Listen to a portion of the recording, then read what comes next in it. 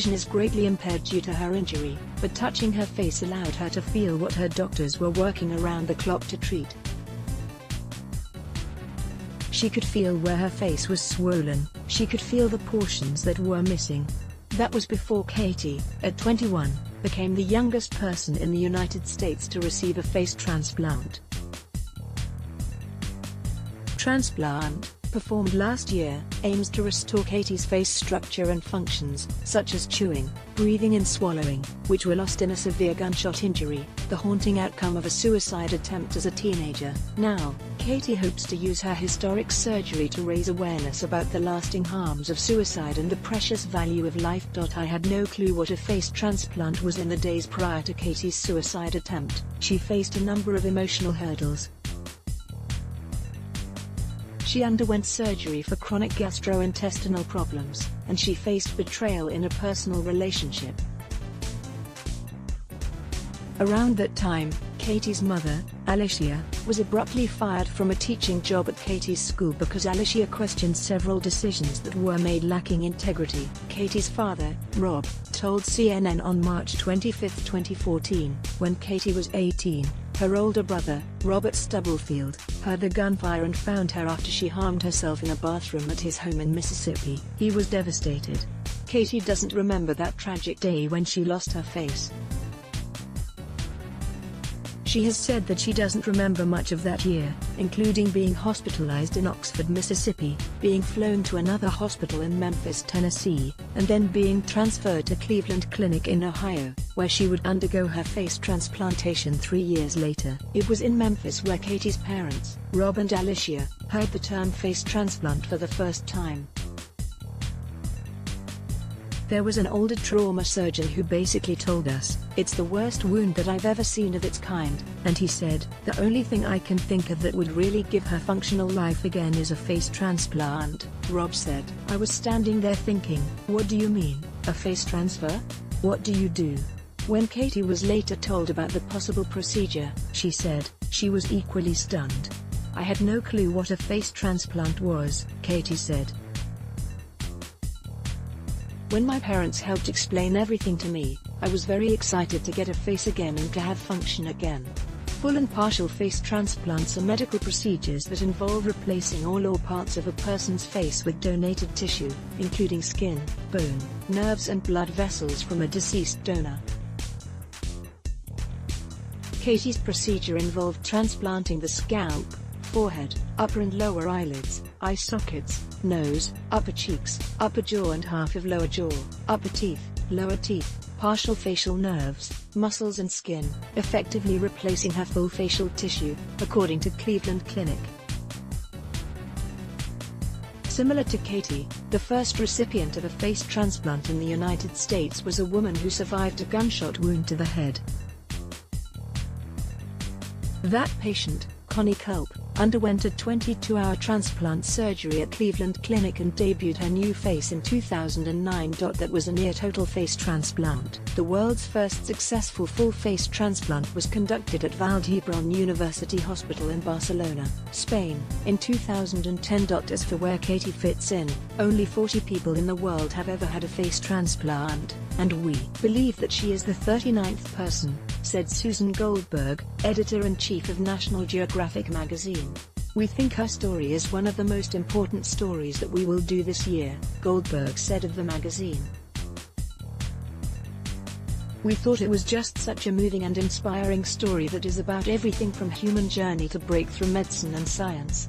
You take it for granted, the different components of our face." Before Katie's face transplantation, surgeons at Cleveland Clinic used 3D printing to help reconstruct about 90% of her lower jaw, said Drive. Brian Gassman, a plastic surgeon at Cleveland Clinic who led Katie's surgery and oversaw her care.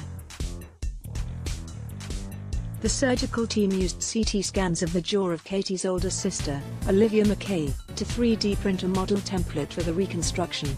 "We made a plate designed for the combination of Katie and her sister's jaw, and that's what we used to make Katie's jaw before we did the transplant," Gassman said. He noted that when he first saw Katie's injury, he worried that she might not live. In March 2016, Katie was placed on the waiting list for a face transplant. 14 months later, a donor was found, Adria Schneider, a 31-year-old woman who died of a drug overdose, National Geographic reported.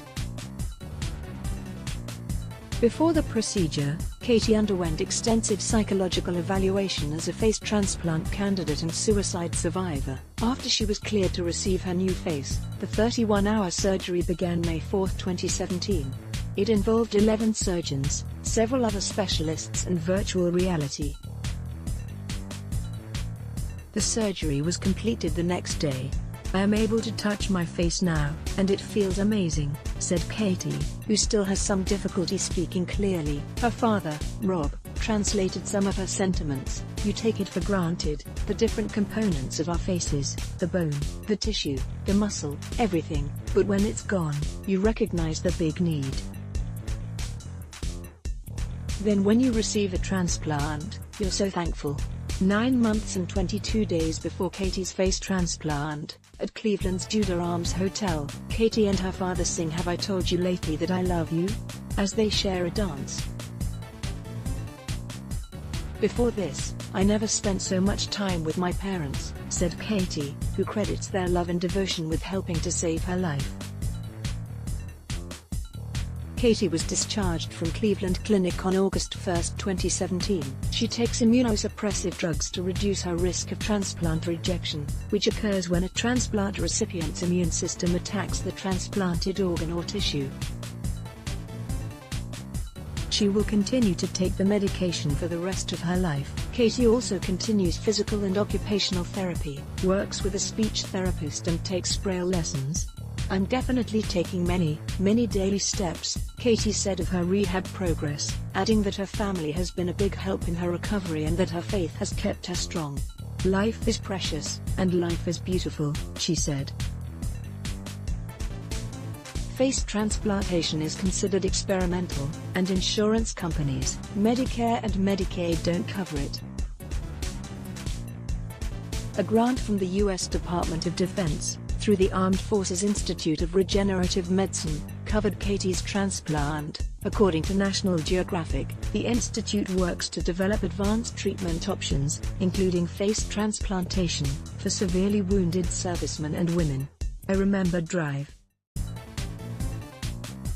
Gassman mentioned to me, he said basically that Katie was kind of the quintessential potential candidate for a face transplant. One, because of the type of wound that she suffered, but also she is in that age bracket of so many soldiers," Rob said.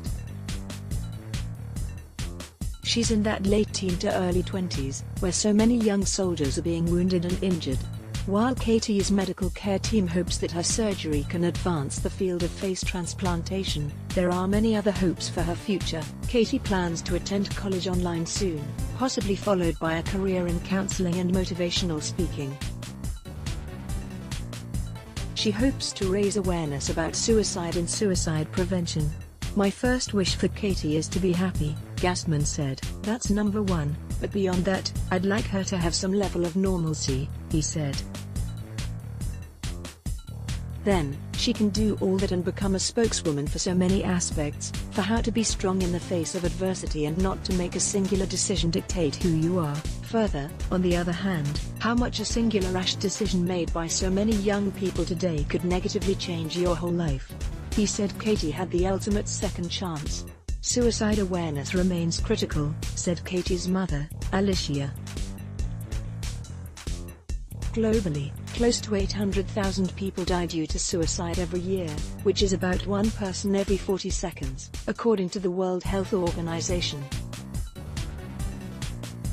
In the U.S., suicide rates significantly climbed in 44 states from 1999 through 2016, according to a report published in June by the Centers for Disease Control and Prevention. Nearly 45,000 lives were lost to suicide in 2016, and more than half of people who died by suicide did not have a known mental health condition.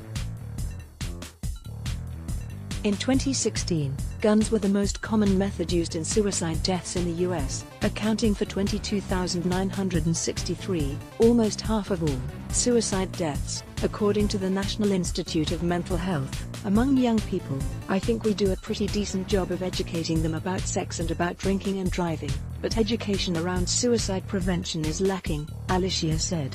I can honestly tell you, for Katie, we do not believe for one moment that she wanted to die, Alicia said. But we do believe she hit that low where she definitely tried and thought about it, and for a moment, 20 seconds or less, kids can make those decisions.